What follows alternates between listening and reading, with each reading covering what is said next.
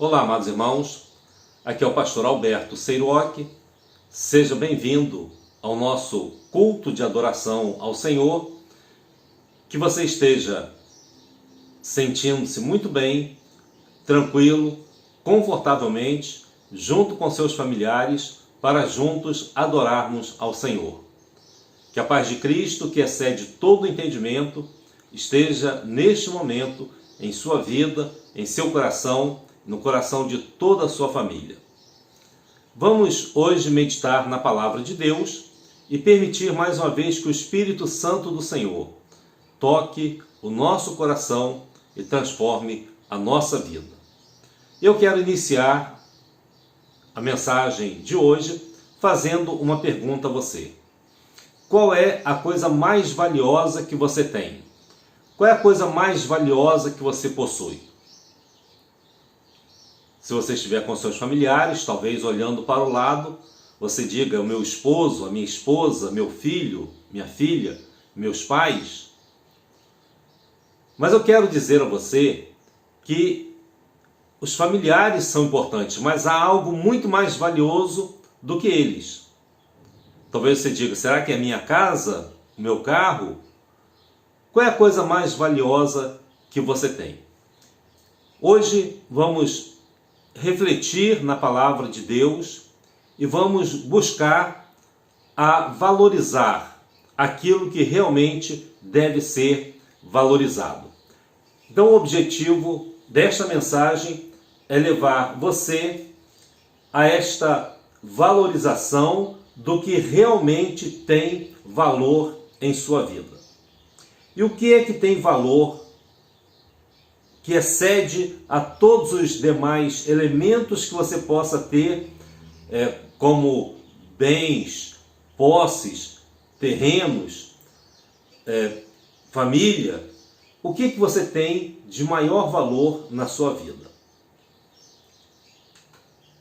No Evangelho de Marcos, capítulo 8, versículos 36 e 37, nós temos uma palavra de Jesus falando a respeito daquilo que realmente tem valor na nossa vida.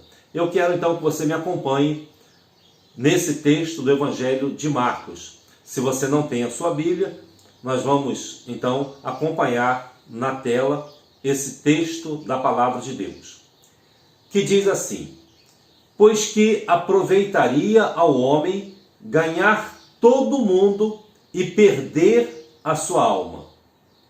Ou que daria o homem pelo resgate da sua alma? A pergunta que Jesus está fazendo aqui é se existe alguma coisa mais valiosa do que a nossa alma. Se existe algum preço que nós possamos pagar em resgate da nossa alma. Ou seja, se a sua alma está perdida, se você pode resgatá-la com algum preço, algum valor, se você pode comprar talvez a salvação. Esse texto, ele aparece nos evangelhos sinóticos. Os evangelhos sinóticos são os evangelhos escritos por Mateus, Marcos e Lucas. João também, ele faz algumas narrativas, mas Mateus, Marcos e Lucas, eles trazem alguns relatos que são comuns aos três evangelhos. Ou seja, eles enfatizaram determinados momentos da vida de Jesus. Por isso eles são chamados de evangelhos sinóticos. A palavra sinóticos, ela é uma palavra grega, aliás, que vem do grego, né? Uma palavra de origem grega, foi aportuguesada, e a palavra sim no grego quer dizer com, junto de. E a palavra óptico quer dizer olhar. Então, sinópticos significa um olhar conjunto, ou seja, os três evangelistas, Mateus, Marcos e Lucas, eles olharam aquele fato, aquele acontecimento ou aquela palavra de Jesus e eles então fizeram o relato deste fato ou deste evento nos seus evangelhos. Então o texto que nós lemos agora há pouco, voltando para ele, quando Jesus pergunta, pois que aproveitaria o homem ganhar todo mundo e perder a sua alma? Ou o que daria o homem pelo resgate da sua alma? Nos evangelhos sinóticos, Mateus, por exemplo, ele relata esse fato. Então, a importância de como ele é relatado pelos evangelistas mostra a sua importância dentro dos ensinos neotestamentários e nos ensinos do Evangelho. Mateus 16, 26, ele narra assim, as palavras de Jesus: pois o que um homem lucra se ganhar o mundo inteiro e perder a própria alma? Ou seja, qual é o lucro que ele vai ter se ele obtiver um valor, né, como se fosse o valor do mundo inteiro e ele perder a sua própria alma? Ou o que daria um homem, né, ou o que dará um homem em troca de sua alma? Então essa é a forma como Mateus escreveu essas palavras de Jesus. Lucas também, no capítulo 9, versículo 25, ele narra esse evento, essas palavras de Jesus.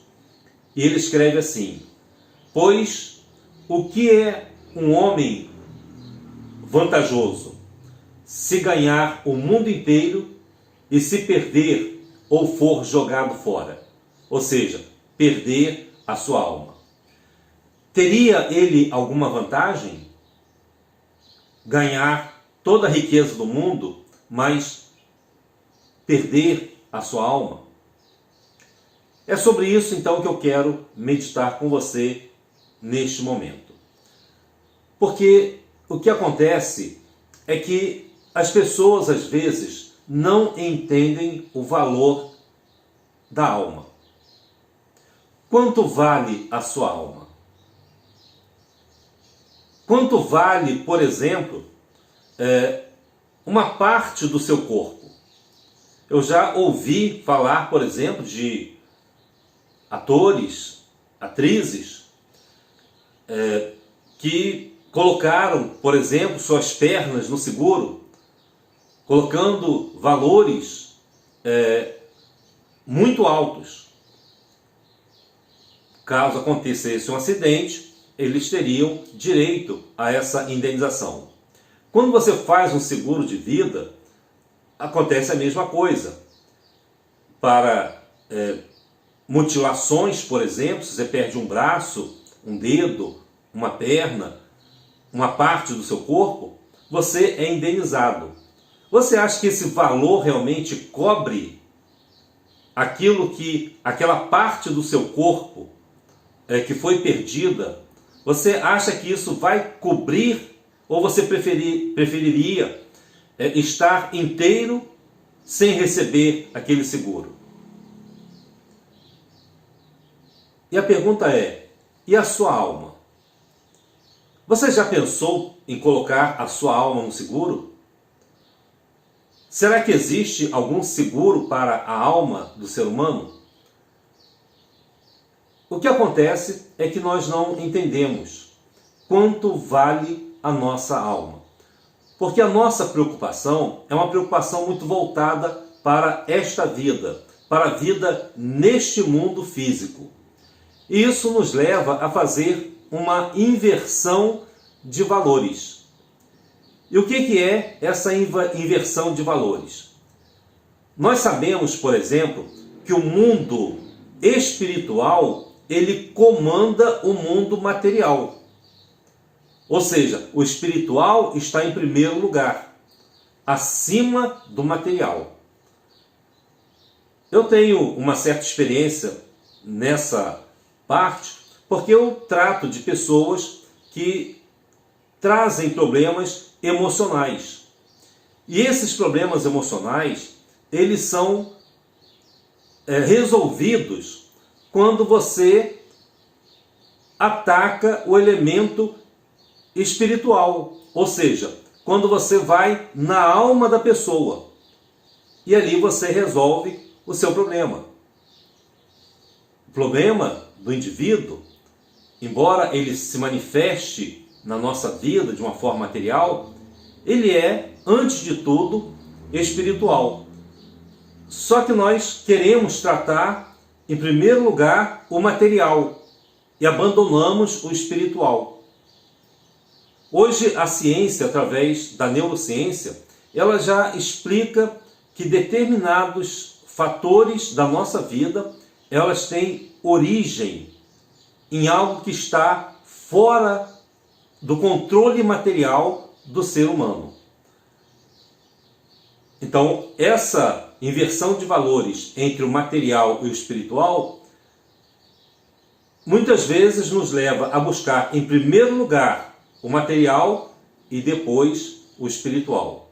Quando, na verdade, devemos colocar em primeiro lugar o espiritual e vamos corrigir as questões materiais. Elas vão trazer bênçãos para a nossa vida. Também fazemos a inversão de valores entre aquilo que é temporário e aquilo que é eterno. A nossa preocupação sempre é correr para resolver os problemas temporários. A dívida que você tem, a doença que você foi acometido, a situação familiar que está tendo problemas, a questão dos filhos, enfim, o trabalho, o emprego, uma série de fatores temporários. Você corre atrás, você procura resolvê-los, mas aquilo que é eterno, aquilo que vai durar não 1 ano, 10 anos, 100 anos, 1000 anos, 1 milhão de anos. Você já se preocupou com isso? Essa inversão de valores nos deixa um pouco cegos com relação ao valor da nossa alma. E também nós temos essa inversão de valores entre aquilo que é visível e aquilo que nós não podemos ver. Ou seja, aquilo que você pode ver e tocar, aquilo que é visível, você procura resolver rapidamente. Mas aquilo que é invisível, você não consegue. Mas são esses elementos invisíveis que você não vê, que são, por exemplo, os sentimentos, os pensamentos, as emoções que estão dentro de você, que têm origem na nossa alma. Essas questões, às vezes, nós vamos deixando para depois, mas elas vão se acumulando e trazendo uma série de problemas para a nossa vida. Qual é o perigo, então, dessa inversão de valores? O perigo da inversão de valores é você perder o que realmente é valioso. Você corre atrás de muitas coisas que são importantes, mas você deixa o mais importante para trás. Você corre em busca de uma satisfação passageira, temporária, física, material, e esquece-se das coisas que são realmente valiosas na sua vida, que são os elementos espirituais. Eu vou dar um exemplo para você que eu apanhei lá no Antigo Testamento. Trata-se de Esaú e Jacó, os dois filhos de Isaque. E havia uma disputa. Jacó era o mais novo, Esaú era o primogênito, o mais velho. Ele, por ser o mais velho, ele teria direito à herança, à bênção do seu pai, onde todos os demais irmãos iriam servi-lo e segui-lo. Só que Esaú, ele cometeu um erro. Ele chegou um dia com fome e acabou vendendo a sua primogenitura por um prato de sopa, um guisado de lentilhas. O texto diz assim: e Jacó cozera um guisado.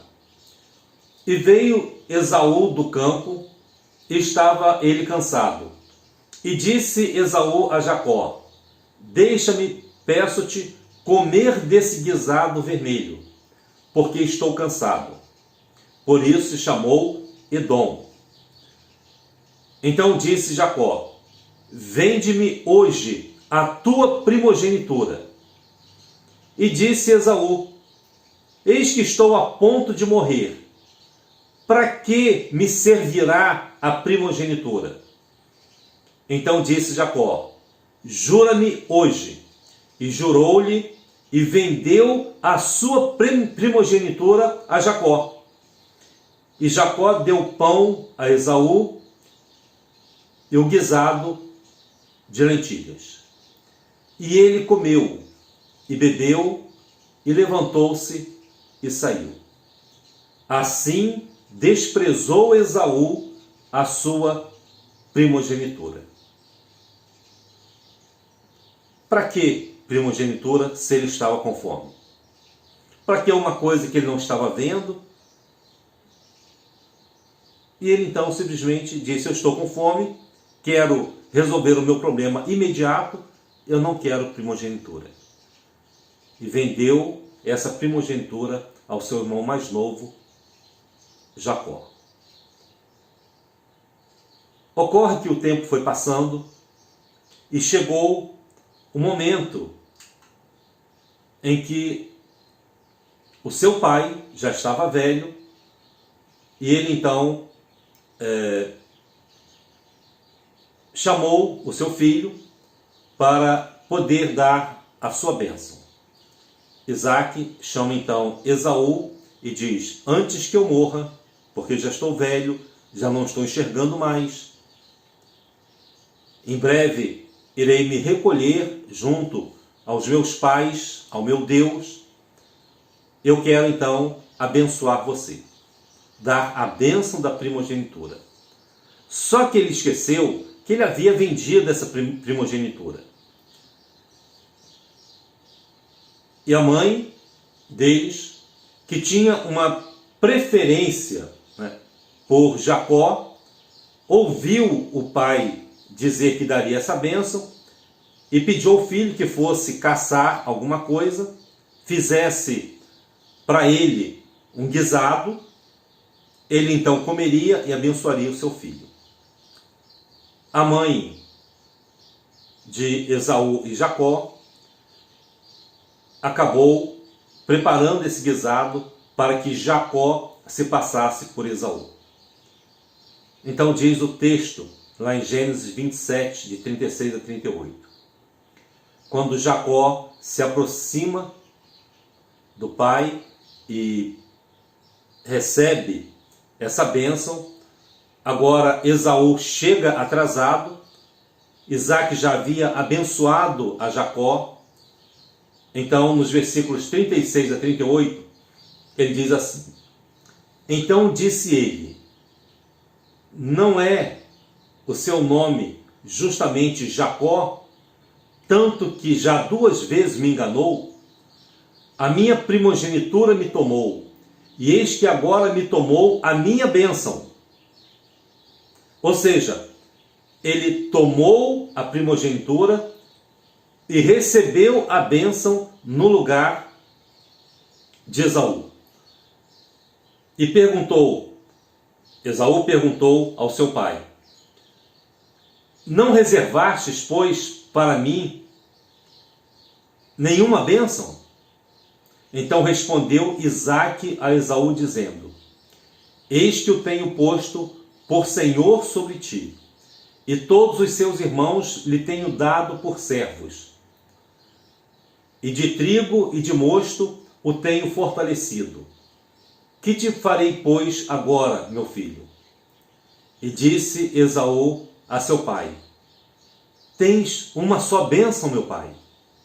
Abençoa-me também a mim, meu pai. E levantou Esaú a sua voz e chorou. o que aconteceu com Esaú? Ele simplesmente não valorizou aquilo que era espiritual e que deveria ser valorizado. Quando nós valorizamos mais o material do que o espiritual, nós corremos o risco de perdermos a nossa bênção. Será que na sua vida hoje você não está colocando valores demasiados aos elementos materiais na sua vida e você está se esquecendo da bênção de Deus? Será que só no final, quando você se lembrar que precisa de uma bênção, é que você vai correr atrás do Senhor, pedindo a Ele para ser abençoado? Será que nós não estamos fazendo uma troca, onde colocamos o material antes do espiritual? A alma, ela é mais valiosa do que o corpo. Entretanto, muitas vezes colocamos o corpo antes da alma. Essa é uma inversão de valores. E isso vai trazer consequências futuras. O que faz uma coisa valiosa? Ou seja, por que algo se torna valioso? Vamos ver alguns pontos que fazem uma coisa valiosa. Em primeiro lugar, a sua raridade.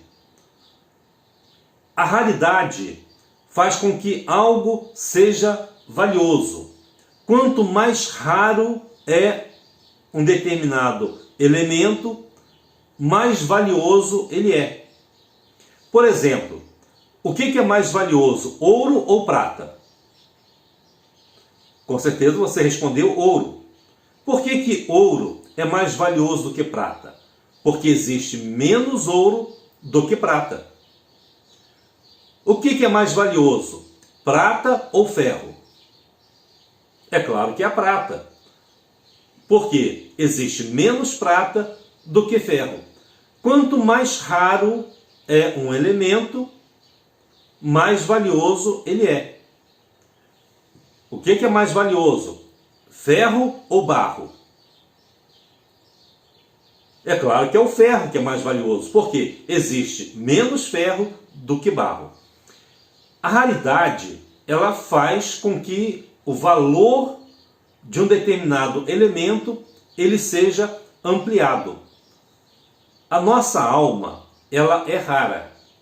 Aliás, você é uma pessoa rara. Não existe outra pessoa no mundo igual a você. Ainda que você seja gêmeos, por exemplo, você pode até se parecer fisicamente com outra pessoa, mas você não é igual. Não existem duas pessoas iguais no mundo. Mesmo porque, se você for retirar a sua identidade, as digitais serão diferentes. Não existem duas pessoas iguais no mundo. Você é uma raridade. E essa raridade é que transforma você em alguém valioso para Deus. O valor que você tem para Deus é porque você é único. E Deus deseja que você faça parte da sua família, integre o grupo dos seus filhos queridos. Você é uma raridade. Em segundo lugar, o que torna uma coisa valiosa é o seu autor. Por exemplo, se você tivesse dois quadros, um quadro pintado por Pablo Picasso e outro quadro pintado pelo pastor Alberto, qual é que é o mais valioso? É claro que é o primeiro, sem dúvida nenhuma. E a diferença seria muito grande. O que faz um quadro, ainda que ele seja parecido ou até mesmo igual, ainda que eu pinte uma réplica, o que faz esse quadro valioso? Não é a pintura em si, é o seu autor, aquele que o fez. E a Bíblia diz que Deus criou o homem. Ele diz, façamos o homem conforme a nossa imagem, conforme a nossa semelhança. Deus criou o homem, a sua imagem e a sua semelhança. Ele colocou a sua assinatura em nós. Ele é o autor da nossa vida. Ele criou a nossa alma. Ele nos fez para dominarmos sobre a terra. E essa alma, ela leva a assinatura de Deus. O autor da criação, aquele que nos fez, assinou também a sua criação. Em terceiro lugar, é a durabilidade. A durabilidade faz com que um objeto, quanto mais ele dure, mais valioso ele vai se tornando. Algo, por exemplo, que dure para sempre, ele terá o seu valor inestimável. Quanto mais durabilidade, quanto melhor for, né, um determinado objeto, mais caro ele será. Por exemplo, se você vai comprar, né, um carro fabricado, talvez, né, na China, e outro fabricado no Japão, a durabilidade é que vai determinar o valor. Ou seja, qual vai ser o carro mais caro? Não será apenas a questão da tecnologia, do material, mas a sua durabilidade. Quanto mais dura um objeto, maior é o seu valor. O valor agregado está na sua durabilidade. Quando você compra um determinado produto, você às vezes tem um outro igualzinho, né? Vindo lá do Paraguai, por exemplo. Não que os produtos de lá, né, sejam todos ruins, existem produtos também originais no Paraguai. Mas você vai comprar uma imitação. E quando você compra essa imitação, muito parecido, né, com o produto original, você vai ver a sua durabilidade. A imitação vai durar pouco tempo, enquanto que o produto original ele vai durar muito mais. Por isso, ele também é mais caro. A alma, ela é imortal. Ela não morre. Ela vai existir para sempre. Ainda que o corpo morra, a alma continua a existir. E essa imortalidade da alma faz com que ela tenha um valor inestimável. A sua durabilidade, ela é eterna. Em quarto lugar, o seu preço. Ou seja, quanto é que você vale? O preço da sua alma. Quanto mais caro é um objeto, mais valioso ele é. Quanto mais barato é esse objeto, menos valioso ele é. A Bíblia fala a respeito do preço que Deus pagou pela nossa alma, por cada um de nós. Então, a nossa alma, ela, por ser eterna, por ser comprada através do sangue de Cristo, o valor que a nossa alma tem é muito grande. Porque o preço que foi pago é um preço cujo valor não existia aqui na terra. As almas que foram compradas, o preço ele foi pago por algo que veio lá do céu, que foi Jesus Cristo. Por alguém que veio e morreu pelos nossos pecados. O preço, ele não pôde ser pago por alguma coisa aqui da terra. O preço foi pago por alguém que veio dos céus. O preço veio lá de cima, veio de Deus. Jesus Cristo foi o preço pago. Então o preço foi muito alto. E esse preço faz com que a nossa alma se torne valiosa. Entretanto, eu volto mais uma vez à questão da inversão de valores. Quando nós invertemos esses valores, nós só vamos nos dar conta de que invertemos os valores quando talvez já seja tarde demais. Em Lucas capítulo 16, versículos de 13 a 15, nós temos o início da história de uma parábola que Jesus contou. E ele diz assim: nenhum servo pode servir a dois senhores, porque ou há de odiar um e amar o outro, ou se há de chegar a um e desprezar o outro. Não podeis servir a Deus e a Mamon. E os fariseus, que eram avarentos, ouviam todas estas coisas e zombavam dele. E disse-lhes: vós sois os que vos justificais a vós mesmos diante dos homens.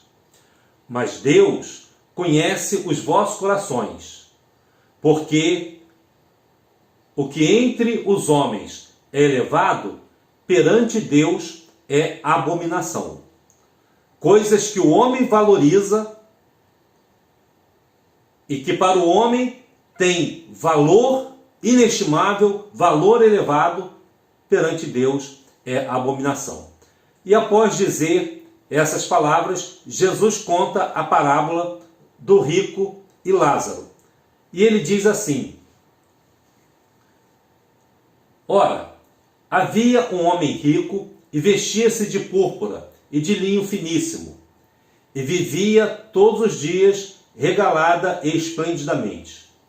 Havia também um certo mendigo chamado Lázaro, que jazia cheio de chagas à porta daquele, e desejava alimentar-se com as migalhas que caíam da mesa do rico, e os próprios cães vinham lamber-lhe as chagas. Jesus está falando de um homem muito pobre, cheio de chagas, cheio de feridas, cujo único alívio eram os cães que vinham lamber-lhe as chagas. Esse mendigo, ele desejava alimentar-se com as migalhas que caíam da mesa do rico. Isso indica o seguinte, que esse rico, embora fosse muito rico, ele nunca ajudou esse pobre. Por quê? Porque o texto diz que esse mendigo, chamado Lázaro, jazia cheio de chagas à porta daquele.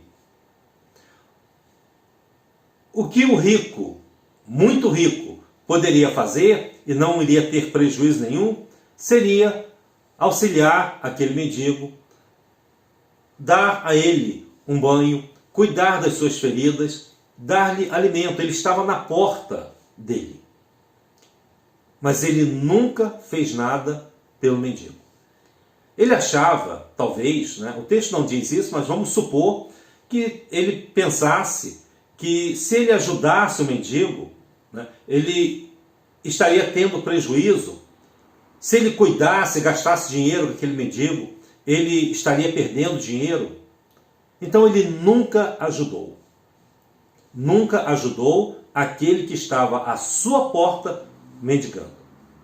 Então não era uma pessoa distante, não era uma pessoa desconhecida, era alguém que jazia, ou seja, morria à sua porta. E aconteceu o que acontece com todas as pessoas. Nós morremos. A nossa vida terrena, ela é temporária. Ela é passageira. Ela é como um vapor que aparece e logo se vai. Então a nossa vida terrena, ela é muito curta diante de uma eternidade que Deus tem para nós. A preocupação não tem que ser focada só nesta vida. A preocupação que nós precisamos ter é colocar também as questões espirituais no seu devido lugar, diante das nossas necessidades diante de Deus. E aconteceu então o esperado, com todas as pessoas. Diz o texto: e aconteceu que o mendigo morreu e foi levado pelos anjos para o seio de Abraão. Ou seja, não é pelo fato dele simplesmente ser mendigo, é porque ele também estava focado nas coisas espirituais. Embora ele fosse pobre, ele estava sendo temente a Deus. Ele colocava as questões espirituais no seu devido lugar. quando ele morre, ele é levado para a presença de Deus. Inclusive, só fazendo um parênteses aqui, se você quer saber mais sobre a morte, no vídeo de hoje de manhã, na Escola Bíblica Dominical, nós falamos sobre o tema A Morte da Morte, que foi a última lição da Escola Bíblica Dominical desse trimestre. Então, só para você entender um pouco mais sobre a morte, acesse esse vídeo apenas clicando, né, na barra Seiruoc, ou então fazendo a busca, digitando Seiruoc, você vai ter acesso a todos os nossos vídeos. Então morreu também o rico, né? Tanto rico quanto pobre, todos morrem. Todos nós vamos morrer um dia. Ele morreu e foi sepultado.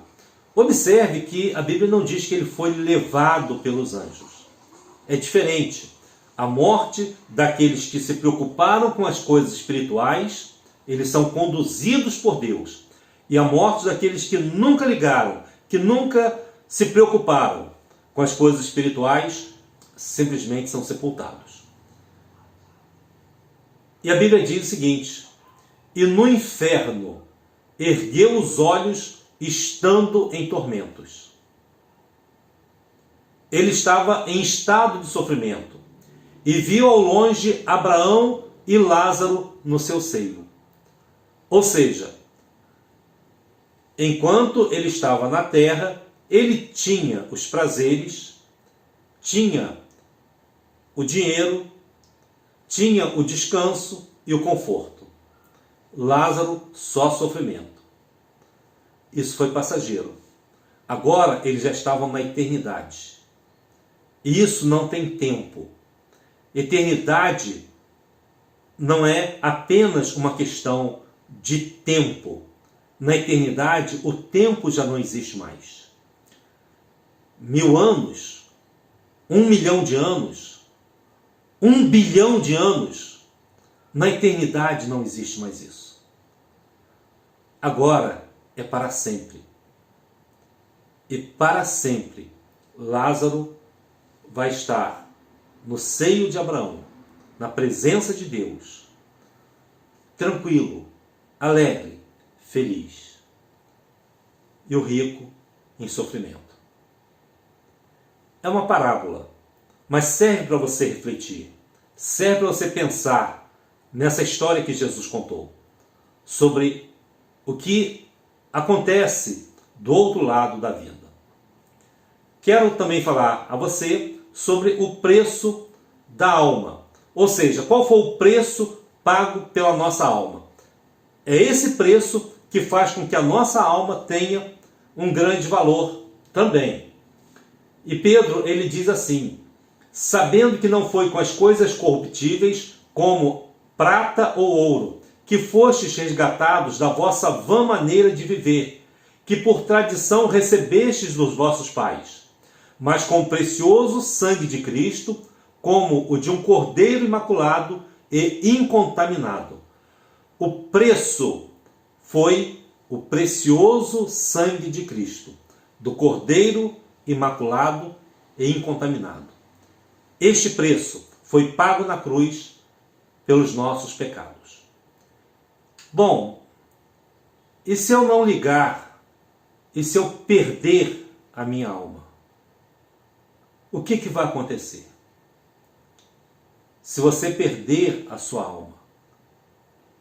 A pergunta que eu volto a fazer é a seguinte: pois o que um homem lucra se ganhar o mundo inteiro e perder a sua própria alma?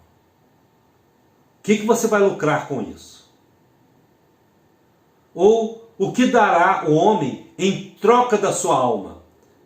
Se uma alma vale mais do que o mundo inteiro, você pode comprar a sua alma, a sua salvação, o seu bem-estar espiritual, ainda que você fosse dono do mundo inteiro? É claro que não, porque ela vale mais do que o mundo inteiro.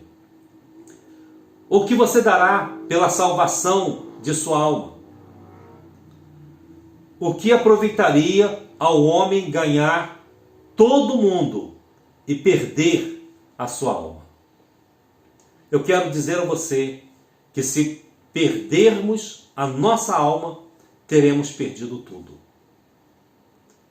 Já não haverá mais propósito, nem significado na nossa vida, nem para a nossa própria existência.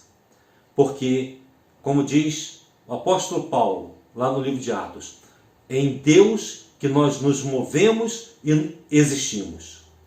É nele que nós temos a vida. Então, se perdermos a nossa alma, perdemos tudo. Ainda que você tenha muitas coisas, essas coisas ficarão. Quando você morrer, você não vai levar um caminhão de mudança com você. Quando você morrer, você não vai levar as suas roupas com você. As suas roupas ficarão aí. Outros a vestirão. Por mais bonitas que sejam, por melhores que tenham sido as marcas que você tenha comprado, elas ficarão e outros usarão as suas roupas.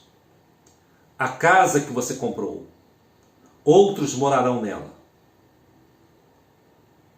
Mas é uma mansão? Não importa. Você não vai levar com você.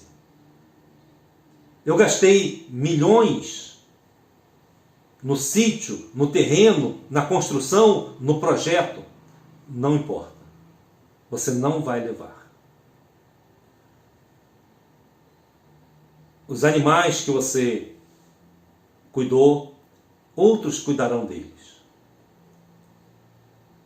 Seus filhos, sua esposa, seu marido,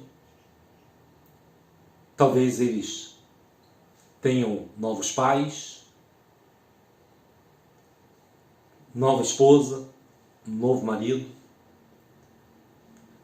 Você não vai levar ninguém. Tudo que você comprou,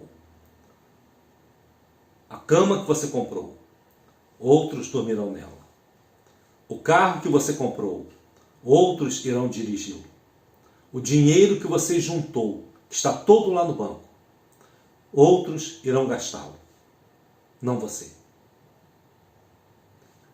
E se você perder a sua alma, além de não levar nada desse mundo, do outro lado, você terá perdido tudo.